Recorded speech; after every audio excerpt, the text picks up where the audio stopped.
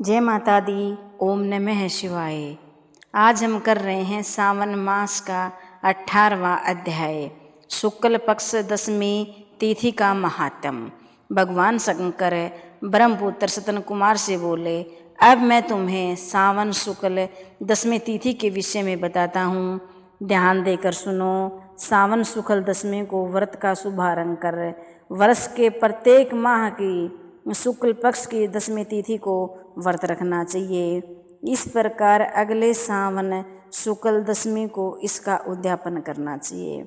ये राजा को राज्य की उन्नति के लिए, कृषक को खेती की उन्नति के लिए, वैश्यों को व्यापार की उन्नति हेतु, स्त्री को पुत्र प्राप्ति हेतु और अन्य प्राणियों को धर्म, अर्थ तथा अपने व्यवसाय की उन्नति हेतु इस व्रत को करना चाहिए।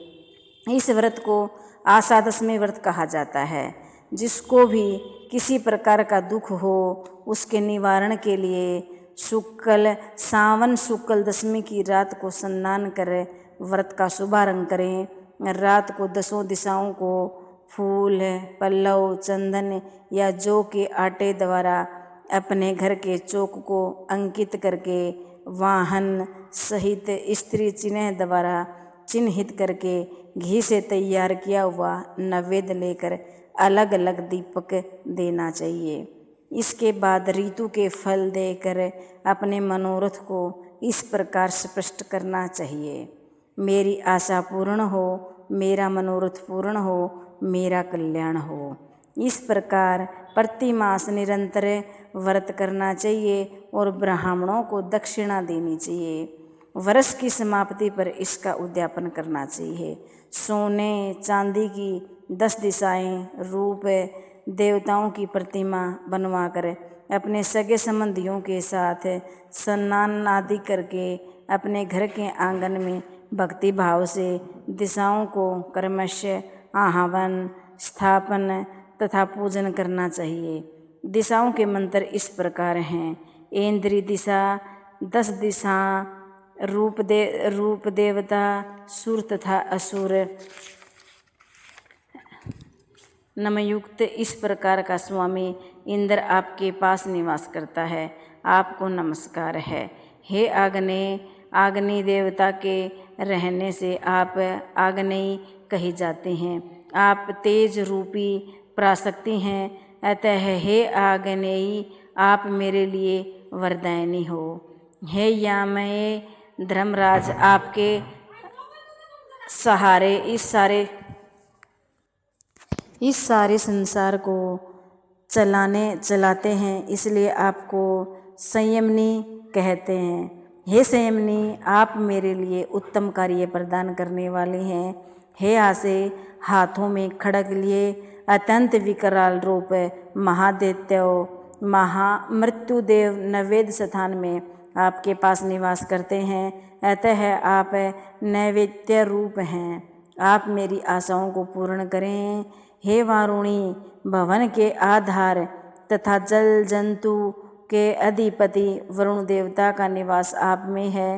हे वारुणी, आप मेरे और धर्म के कार्यों के लिए तत्पर हों। हे वामये, संसार के आदिकारक प्राण रूप वायुदेव से आप अधिष्ठित हैं, इसलिए आप मेरे आंगन में प्रतिदिन शांति बनाए रखें। हे कौरवी, आप उत्तर दिशा में निवास करती हैं। कुबेर देव का निवास आप में ही है, इसलिए आप मेरे मनोरथों को पूर्ण करें। हे ऐशानी, आप जगदीश शुंभ से अलंकृत हैं। हे देवी, आप मेरे मनोवांछित कार्यों को परिपूर्ण करें। आपको नमस्कार है।